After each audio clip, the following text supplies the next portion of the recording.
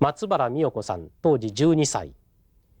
広島女子商業の1年で建物疎開の作業中、爆心地から 1.5 キロの鶴見町で被爆しました。顔に受けた傷跡の手術を何回も受けました。昭和57年、語り部としてアメリカ各地を巡回しました。当時私たちが中学1年2年合わせて500名が家屋疎開の後片付けをしてた。で家屋疎開っていうのは、家をあらかじめ倒しておくことで、私たちのような小さい子は瓦を運んだりですね、それから木切れとかいうものを集めてはリレー式に渡したり、また4人1組になってこう運ぶとかしておりました。で親友の船岡滝子さんが「B29の音がする」って言って叫んだので、一緒に空を眺めたんです。すると白い飛行機雲が見えて、白い飛行機雲の尻尾から青白い光がピカッと光ったので、私は狙われたんじゃないかと思って、もうとっさに身を伏せたんですが、伏せたと同時にドカーンと地の底をもえぐるような轟音が私の隣にしたので、やっぱし私は狙われたんだと思ったんですね。でしばらくその音で気を失ってたと。で気がついて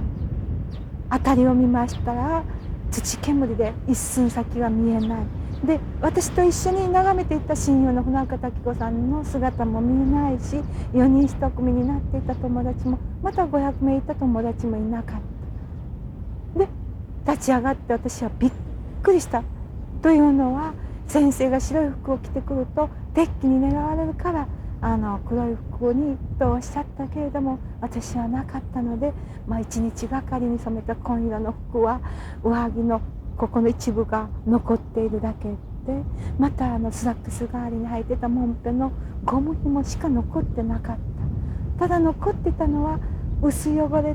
た白いシャツとパンティーだけの姿に立ってた。そしてその白いシャツとパンティーからはみ出した皮膚はやけどで真っ赤に腫れ上がって、ところどころでちぎれて、で中から黄色な肉とか、それから血を含んだ肉を見たわけなんですね。それでその後はどうしようと思ったんですか？それを見た時、私はすっごく恐ろしくなりまして、家に帰りたくなって走りかけたけれども足がもつれて走れないんです。それほど私の足はひどかった。で辺りがもう瓦礫の山で、その上を転んでは起きては起きては転んで、這うようにどっちの方向へ逃げたかさっぱりわからない。でただただ土こもりが立ちこもる中を走って、着いたところが鶴見橋の橋のたもとだったってことは確かなんですね。私は来た時にもう暑くて暑かったり我慢しきれないんですね。だから私は川へ飛び込んだんです。それがこのようにきれいに崖がついてなかったんです、昔は。それで飛び込むことができたので、ちょうどその時8時15分が満潮だったんだそうです。で何かの力もわからないんですけど、とにかく水が多かった。それで飛び込めたんだと思うんです。で飛び込みましたら松原さんじゃない?」と言って私に声かけてくる者がいた。それは誰だか私は分からないから「あなたは誰?」って言うと「私美智子よ、綿貫美智子よ」って言われるので「そう」っていうほど名前言われて初めて気が付くほど彼女の顔は変わってた。というのは下唇が2倍も膨れて、そして顎の形がなくなってるし、でまぶたはもう垂れ下がってるし、もう顔の形が全くないんですね。だから私は誰だかわからないほど彼女の顔が変わってた。で美智子さんよかったね、みんなどこにおるのって私が言う間もなく、私たちが来たところがもう一斉の火が上がってたんです。火の手が上がってたんです。早く逃げましょうよ。でこの橋を渡ってですね、でずっと向こうの工人橋をどこまで来たと思うんですね。で美智子さんは3日のちに女川の神社の境内のところでむしろの下で死体となって発見されたんだそうです。それで松村さんはその後どこへ逃げたんですか？まあその時ですね、私は軒下でもう暑くてやりきれなかったと。太陽が、黒い雲は立ち上りで、太陽がシャンシャンと、照りつけてきた。そしたらやけどの上にまた熱いコテを当てられたような暑さなんですね。だからもうこれ以上どうすることもできないと思って家の陰に隠れてたんです。横たえてた。それを近所のおばさんが通りかかって「みゆちゃんじゃない」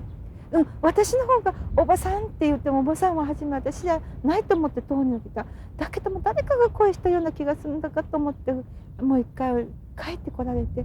「美代子さんっていうことで「おばさん私を連れてって」っていうことでおばさんは私を背負って救護所へ連れてってくれたわけなんですけどね。その時の様子はどんなでしたか？救護所。その救護所がたまたま私の近所でまた私が卒業した大小学校だったんで、被爆者がどんどん集まると、で傷のない人がどんどん死んでいくと、で目指しのように校庭には被爆者が並んでると。で足の先を金槌で叩いて、で足が動くと生きてると。それが動かなかったら死んでる。そしてそれを死んだと生きたと区別するには縄で印をしていく。これは死んだんだという、そういうようなことをしていかれたっていうことを後から聞いたんですが、そういうように被爆者がたくさん目指しのように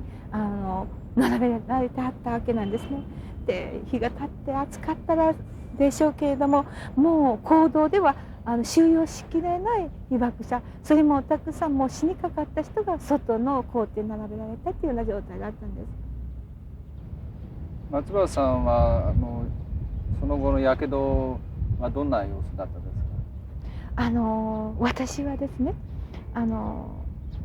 高熱が2週間続いて、歯茎からは血が出で血便が出るんです。腸チフスじゃないか言って隔離されたり、それから髪の毛が半分抜けたんですね、左側が、こっちのやけどのひどい方が。でもう一度は死ぬって私が気が付いた時には近所の人たちとか親戚の人たちが集まってた。それはもう臨床ではなかったかと思われるほど人が集まってた。でそういうことも1回はあったんです。だけど先ほど申し上げましたように、私のやけどは足が一番ひどかったんです。もんぺがないように。だから私は8ヶ月にわたって治療したんです。それは足が治らなかった。関節がなくなったらいけないことで、もうそれはすごい関節の運動なんかで、関節の運動すれば傷が治らないっていうような状態で8ヶ月もかかったんです。そして私がその一番治療8ヶ月かかった間で見たかったのは顔だったんです。で顔がどうしてこんなに海がいつまでも出るのか、早く治らないと私の顔は崩れるんだがなと思ったんですけれども、母は私に一個も鏡を見せようとしないし、私がちょっとガラス窓に透かして顔を見るときに自分の顔ではないから、どうもおかしいと思って触ってみるとやっぱしおかしいんで見たいと思ったけど、母は家中の鏡を全部隠してたし、で初めて自分の足で歩けるようになって鏡の中で自分の顔を見た時、私はもうびっくりしたんですね。本当に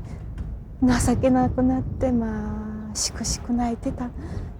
するとお母さんがいつの間にか私のところそーっと来てるんですね。でじーっと眺めていて、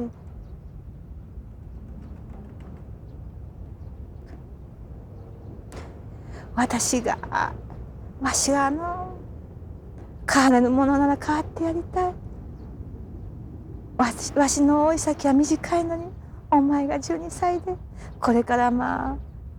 学校や結婚を考えた時には本当にかわいそうでならん言うてね、泣いたんですね。その時まあその時もまあ私も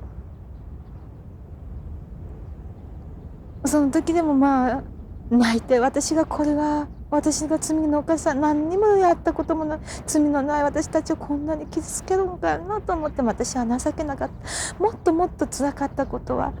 私の足で学校を通うことができるようになったことというのは、まあ再び学校行ってますと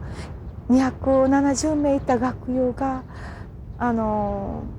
50人ぐらいかけてないんですね。でほとんどの人が死んでるんですね。でまあその時にはやけどしとった生きとっただけでも幸せじゃったねって言うたんだけれども、私たちの学校は段原だって、まあ、直接の火災には遭わなかったんですが、爆風で倒れたもんですから、郊外の山の上の兵舎を借りて授業をしてた。そしてまあ汽車通学しないといけなくなった。それを汽車で通うと、まあ東京や大阪から来られた人たちが、あれが原爆じゃげなとか、男の子たちがピカドンとかドンピカとか言ってからかうとね、それを悲しくなって、まあお母さんにいちいち言うんですね。今日はからかれたとか、今日は体が悪かったけど体操ができんかったとか、みんなと言っていちいち言うと、母がねものすごくそれを聞いて悲しんだんです。そしてあの時にはあの時にいっそのこと死んでくれとらよかったのにの。そしたらこんなにお前の愚痴聞かんでよかったのにって言って、一緒に私と死んでくれるか。その時初めて私は母がねどれだけ苦しんでるかということが分かった。まあ本当に振り返ってみると50人ぐらい生き残ってる友達はほとんど両親が生きてる。その両親がまあ一番大事にしていた服や着物ね、そして持ち物の大切なものを米に書いたりさつまいもに書いて、また注射に書いて私らを直してくれた。そういうものを忘れてね、私はお母さんに泣きついてた。母がどんなに苦しんでただろうかと思う時にね、これから母の前で嘆くまと思って、私はそれから全然母の前では嘆かなかった。だけども一生懸命勉強しても私の顔に傷があるということで就職ができなかった時にはまた私は狂ったようになりましたよね。例えば私の身内3人が銀行員になってるので、私も銀行行きたいから女子賞を選んだ。それなのに顔にやけどがあることで就職ができない。そしてまあそれは顔だけではなくて体が弱いっていうことも就職の条件になったんだと思うんですけど、なれなかった。それで私は狂ったように広島市内のいろんな宗教団体除いて、助けていただいたのが流川教会の谷本先生のとこだったんです。で谷本先生がご存知のように東京や大阪へ被爆者を治療に送られた。私はその一つとして大阪の一律医科大学の大学病院で手術を受けたんですが、曲がった指が伸ばすことができたけれども今度は曲がらないんです。曲がった指を伸ばしたけれども今度は曲がらないようなんですね、私の指は。またこの腕だって180度に伸びないからいうことでケロイドを取って、私が一番白いシャツとパンティを着て傷のない体を残していた、そこから皮膚を取ってケロイドと交換するんですね。だけども私の体質かまたケロイドの放射能の影響か知りませんのですが、取って皮膚の後からまたケロイドが出るんです。でまたここからもケロイドが盛り上がるんです。だから私の体はもうほとんどがもうケロイドになっているから、もう先生私これ以上はもう現代の医学ではどうにもならんのだったらもういいですから帰らせてくださいって、私は7ヶ月で帰ったんです。1982年にアメリカへ行って語